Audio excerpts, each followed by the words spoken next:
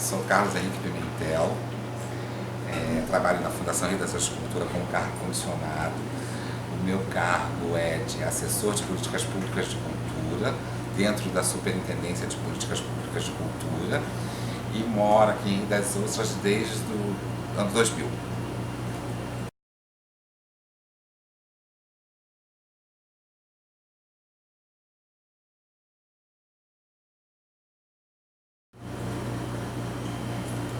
Bom, a Fundação Rio das Ostras de Cultura é uma autarquia pública.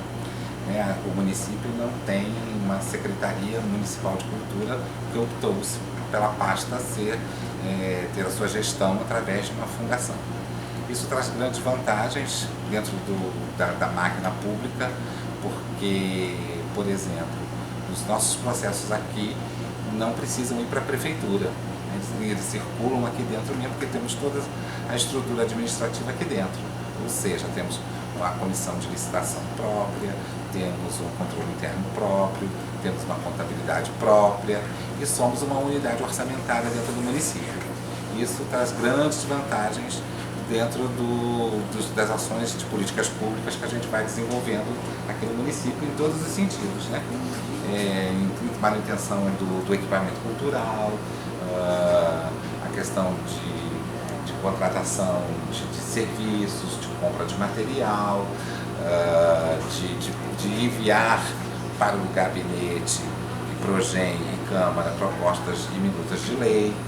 Então tudo isso a gente tem uma certa autonomia para fazer esse trabalho. Isso agiliza bastante, quebra bastante a morosidade e a tramitação burocrática do poder público. Porque imagina se a gente vai, nossos processos circulam na prefeitura e entra na fila da saúde, da educação, da segurança pública, enfim, aí já era, entendeu? Então isso dá uma agilidade muito boa. E eu não vejo, porque a cidade se emancipa em 1992, a fundação é criada em 1997, tem um curtíssimo período de experiência que nós éramos Secretaria de Educação e Cultura numa coordenadoria de cultura. E daí pulou para uma fundação, entende?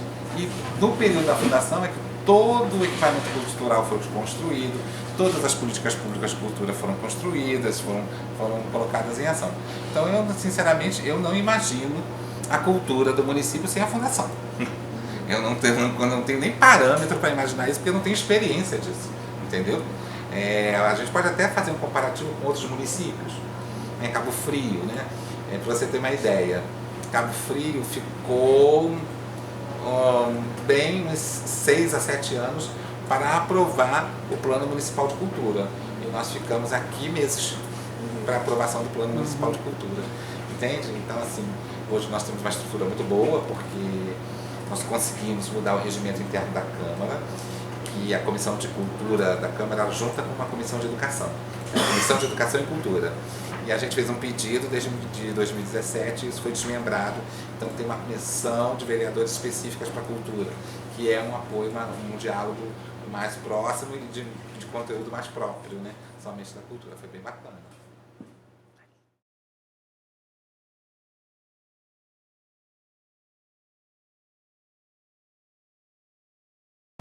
Vamos falar um pouco do Sistema Municipal de Cultura, a sua história, como é que as coisas aconteceram. Em 2013, o movimento artístico começa a se reunir, porque observava-se no momento que existia uma falta de diálogo com a fundação, com o poder público, e eles queriam, na verdade, resolver isso. Apesar do Brasil discutir o Sistema Nacional de Cultura em 2003, a gente cai a ficha que chega aqui, um delay de 10 anos, mas chega aqui a discussão. E aí a gente começa a desenvolver esse trabalho. Desenvolvendo esse trabalho foi bem árduo, a sociedade civil, até a Clarissa, que é uma pesquisadora, que até da UF ela vem observando isso, dessa singularidade, porque na verdade, em 2014, o município assina um acordão com o Ministério, então, da Cultura para adesão ao Sistema Nacional de Cultura, e todo o processo, na verdade, foi muita pressão da sociedade civil para que as coisas andassem, para que as coisas se desenrolassem, para fazer o dever de casa. E aí, em 2016, nós conseguimos ter a lei, que é a Lei 1949 de 16 e a Lei 1950 também de 2016, que criou o sistema, a 49, e a 50 criou o fundo, tá? E daí não se fez nada. Em 2013, assim, só um parênteses, nós conseguimos fazer a primeira conferência de cultura. Aí em 2016 tem a criação das leis do sistema e fundo, e em 2017 nós fizemos a segunda conferência municipal de cultura. E nesta conferência a gente elegeu o conselho.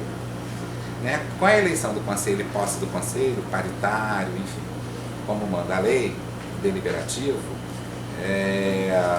nós começamos a desenvolver os outros documentos, as outras ações necessárias para a implantação do sistema. E aí teve o decreto de regulamentação do fundo, teve a lei que cria o Programa Municipal de Fomento à Cultura, que é a Lei 2051 de 17. Conseguimos, através do então Ministério da Cultura e a OI, desenvolver os mapas da cultura, que é o Sistema Municipal de Indicadores e Informes Culturais. Né? Conseguimos agora a gente fazer o decreto de regulamentação do Programa de Fomento à Cultura e vamos daqui a pouquinho lançar 3 editais para a sociedade civil, um vindo dinheiro do fundo e 2 vindo dinheiro ainda da fundação. Constituindo o comitê gestor do fundo, enfim, e aí tudo foi sendo criado, né? Esse conselho que foi eleito em 2017 era um conselho constituinte, então construiu o regimento interno, vários documentos e vem trabalhando muito categoricamente, muito parceiramente para que as coisas andassem. E hoje a gente está com um sistema implantado que até agora o Ministério da Cidadania, Secretaria Especial de Cultura, manda o certificado, que a gente está com o sistema todo implantado, tá? E encaminhamos agora há pouco tempo a última ferramenta do sistema, que seria o Programa Municipal de Formação na Área Cultural. Então a gente já enviou essa minuta de lei, que passou pelo Conselho e tudo mais, para o gabinete, para ir para o Progen, para a Procuradoria, para ir para a Câmara para votação. Então a gente está com tudo funcionando, com tudo bem encaminhado, entendeu? E nós agora estamos procurando fazer parcerias, inclusive com a UF, né, na coisa da atividade complementar, de criar ali um núcleo na UF. Porque esses 3 primeiros editais que nós vamos lançar, do Programa de Fomento à Cultura, eles são editais praticamente didáticos, pedagógicos, né? Porque nós aqui do Poder Público estamos aprendendo a lidar com isso, né? Toda a estrutura, todo mundo aqui, e a sociedade civil também, né? Porque tem coisas que a gente tem, prestação de contas, enfim. E aí no nosso planejamento a gente já começou a conversar com o pessoal do Diretório Acadêmico ou Centro Acadêmico da UF? Centro Acadêmico. Então, a gente já começou a conversar com o pessoal lá para a gente estabelecer um projeto para que as pessoas, né, os alunos que precisam de atividade complementar e tudo mais, dar esse suporte à sociedade civil no termo de elaboração do projeto, de prestação de contas, enfim, dar essa orientação, esse suporte para a sociedade civil, para que as coisas possam correr bem. Nós estamos agora correndo contra o tempo, eu acredito que agora 18 de maio, ou seja, sem ser sábado agora o outro, né, a gente vai publicar 3 editais. Um é de bandas e fanfarras, porque é uma emenda impositiva da Câmara, que passa para o orçamento da Fundação de 2019 uma verba de R$120 mil para fazer programa de fomento, incentivo, revitalização de bandas e fanfarras. Né? Nós pegamos desses 120 mil, 100 mil, vamos dar um suporte financeiro através de edital e projetos na ordem de R$20 mil para 5 bandas, e com R$20 mil nós vamos fazer o 7º concurso de bandas e fanfarras do município. E aí já vem prêmio, já é um outro tipo de edital de concurso. Né? Nós temos no município uma lei que criou um programa de grafite, então nós vamos fazer também um edital de grafite, né, atender 10 projetos de grafite na cidade, de painéis, agora está escrito, não sei se de 8x8 ou 10x10, né? E esses 2 são da Fundação, saem pela Fundação, verbas da Fundação. E do Fundo Municipal de Cultura nós vamos botar um edital plural só em categoria de preço de projetos, né, e para as diversas linguagens, na ordem de R$250 mil. E aí nós vamos atender, botamos um atendimento assim, de uns valores um pouco mais baixos, projetos, uma ordem de 5 a 10 mil reais, exatamente por se tornar pedagógico, porque vai ser mais fácil na prestação de contas, né? Como é que a gente está ensinando isso. E além da UF, desse ponto de atendimento, a gente está criando também aqui um curso gratuito de elaboração de projetos, aqui dentro da Fundação, para fazer esse atendimento também. Vamos conversando com o Sebrae para dar um suporte, enfim, para que as coisas caminhem.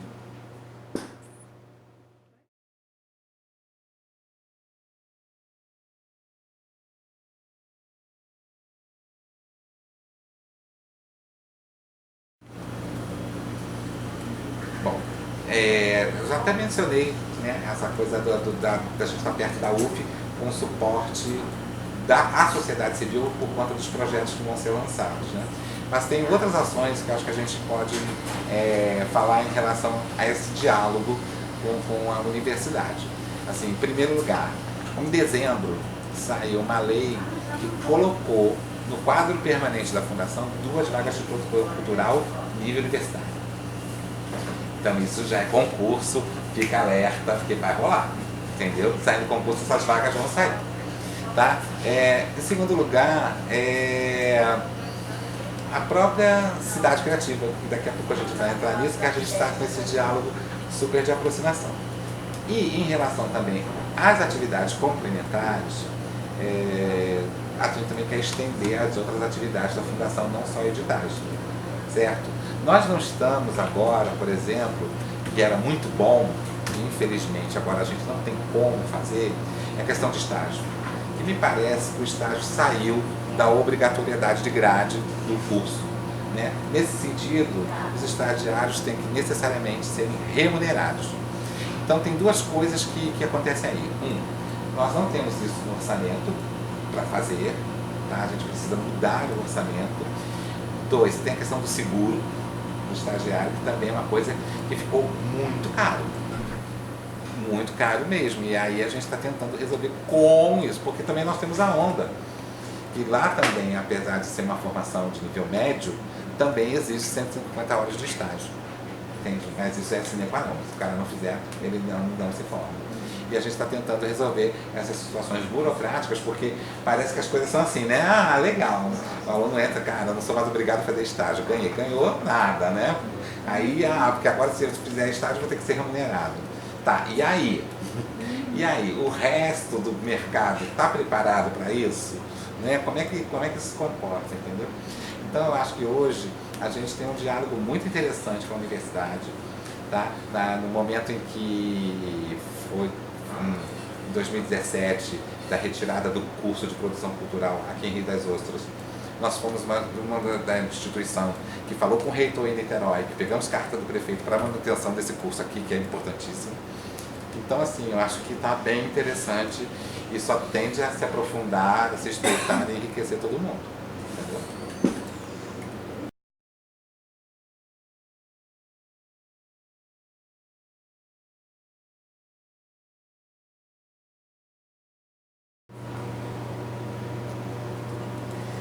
Bom, vamos falar a Rio das Ostras Criativa, né? Que é essa campanha que a gente está fazendo agora. Ela tem um histórico, não acontece do nada, né? Na verdade, a questão da economia criativa, ela é muito pouco debatida na cidade, né? Muito pouco estudada, entendida, vista as suas consequências, porque é futuro, né? É uma visão de futuro muito, muito séria. Quando foi no meados de 2018, o então Ministério da Cultura colocou um edital que daria suporte de consultoria a 5 cidades. E aí nós nos interessamos em fazer essa inscrição, de ganhar essa consultoria. Tá? Na primeira classificação nós ficamos em 6º lugar, né? Estamos fora. Aí o Ministério disse que não. Que todas as cidades que tiveram pontuação acima de 6 estaria dentro. Né? Porque 5 nós éramos 6º. Tá? Aí ok. Aí depois teve entrada de recursos. E aí outras 3 cidades que estavam desclassificadas no recurso ganharam classificação, e aí nós terminamos em 9º lugar, e a lista de 5 passou a ser 15. 15 cidades, São Paulo, Belo Horizonte, Diamantina, Campinas, enfim. né? Duque de Caxias, Niterói e Rio das Ostras aqui no Rio de Janeiro. E aí, naquele momento, né, a gente tinha que fazer uma inscrição no edital e a gente pega e vê os indicativos da Unesco. A Unesco trabalha com 6 campos criativos, né, que é a literatura, artesanato e cultura popular juntos, novas mídias, música, gastronomia e cinema. E aí, dentro dessas possibilidades de inscrição, nós começamos, ainda muito de gabinete, observar dentro desse universo o que nós poderíamos atuar. E aí a gente começa a pensar no seguinte: nós temos um grande evento de música que precisa ser revisto, precisa ser recolocado, né? Enfim, ele precisa ser realmente um evento, porque para mim ele é um eventual, acontece todo ano, né? Que eu faço uma distinção. Para mim, evento é culminância de um processo, certo? E aí você tem aquele ciclo, né? Como tem um ciclo olímpico, como tem um ciclo, né? Enfim. O eventual é aquilo que acontece todo ano, mas que não tem nada entre. E a eventualidade é aquilo que acontece um ano e não acontece no outro. Eu tenho essas 3 categorias na minha cabeça. Mas a gente não pode ignorar a importância e a pertinência do jazz e blues, né? Não pode. Mas a gente também, naquele momento, não pensou só em jazz e blues, a gente pensou no próprio músico, né? Salvador, no Brasil, é uma cidade, uma capital da música, né? E quando você pensa em Salvador, você já pensa, né? Eles têm um produto, eles exportam, que é o Axé Music, né? E que isso vai, o timbalada, enfim, que isso é um produto que vende, né? Pode um japonês, quando tocar um axé, uma timbalada assim, e é de Salvador, né? Tocando lá no toque, tem uma referência muito clara, uma ligação muito clara. E nós aqui, nós não realmente temos estilo musical? Não, nós temos uma diversidade também é identidade, né? E nós temos uma população de músicos gigante, enorme. E a gente tem também a exportação desse músico, né? Como Thaís Macedo, como o menino da James, né? Com toda a edição de The Voice Kids tem alguém, uma criança de Rio das Ostras ali cantando. Temos uma escola de formação musical, né? Que bota a gente no mercado do trabalho, né? Temos o mercado ainda a ser discutido, a ser otimizado, a ser regulamentado, enfim. E a gente, quando pensa nos outros campos criativos, a gente não vê esse universo, a gente não identifica esse universo.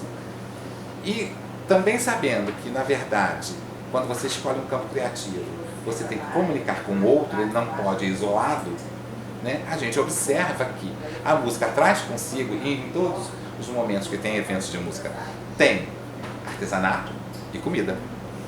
Então a gente também está dialogando com esses 2 campos criativos.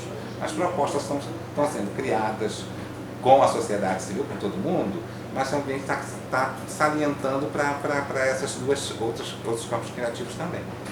E a gente precisa, né, e me incomodava muito, é que nós somos hoje muito dependentes economicamente de petróleo. E petróleo é um bem escasso, é um recurso escasso, um dia ele vai acabar. Se não acabar de fato, uma canetada acaba com ele. Vamos combinar, né? E a gente quer, na verdade, em termos de visão de futuro, é justamente esse vetor econômico que está todo debruçado em cima do petróleo enquanto sobrevivência, enquanto existe o petróleo aqui, já começar uma estratégia para quando ele não existir. E aí que é a pertinência, e aí que é importante a gente começar a discutir economia criativa com foco na música, mas estendendo para toda a cultura do município. Não só a questão artística, toda a cultura do município, entende? Então foi nesse sentido que a gente está agora desenvolvendo esse trabalho. Esse trabalho que está sendo muito surpreendente para nós estamos aprendendo muito com ele, né? A partir da chegada da nossa consultora, que foi dia 22 de abril agora, é que a gente começa a perceber alguns detalhes que são fundamentais, que na verdade é um desejo da cidade, então tem que se fazer uma campanha, uma adesão. A gente começa a perceber agora, entende? mas eu acho que a cidade já sai ganhando, né? Independente da inclusão à rede da Unesco ou não inclusa. Porque nós vamos ter hoje um início de debate, né? Nós vamos ter, nós chamamos um dossiê incrível, nós vamos ter um planejamento para 4 anos colaborativo. Eu acho que a gente, independente de resultados, a gente tem que fazer ele acontecer, entende? Acontecer de fato, porque na verdade nós não somos a cidade da música, não somos uma cidade criativa, nós queremos nos tornar. Estamos pleiteando a rede para ter essa ajuda de outras cidades criativas que estão na rede para nos ajudar a se tornar uma cidade criativa na categoria música. Então é isso.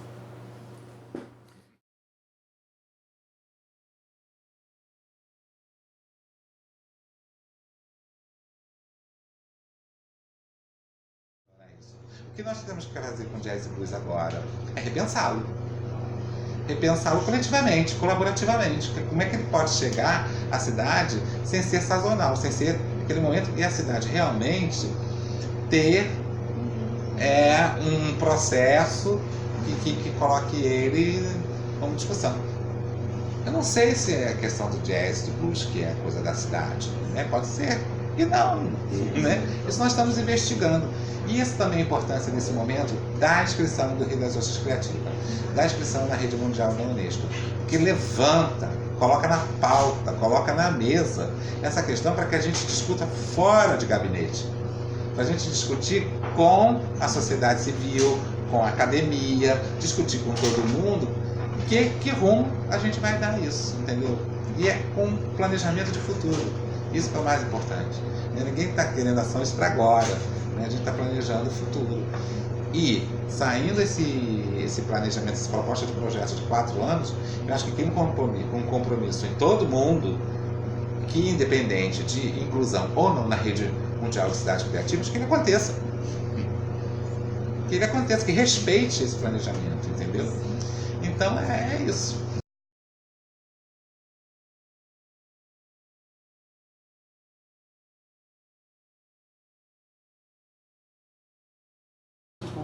Então, na verdade, a escolha do sax não foi necessariamente pelo jazz blues, não. É porque eu queria que o instrumento musical, que é a espinha dorsal da lobo, que ele tivesse um design que me propiciasse mostrar uma orla. Se eu pegasse algum outro instrumento, ia ter muito elemento para eu trabalhar, né? Mas tem na logo o sintetizador, que é a hora que é onde o passarinho está aqui no início construindo, né? Ela foi realmente toda elaborada como emissão de onda sonora.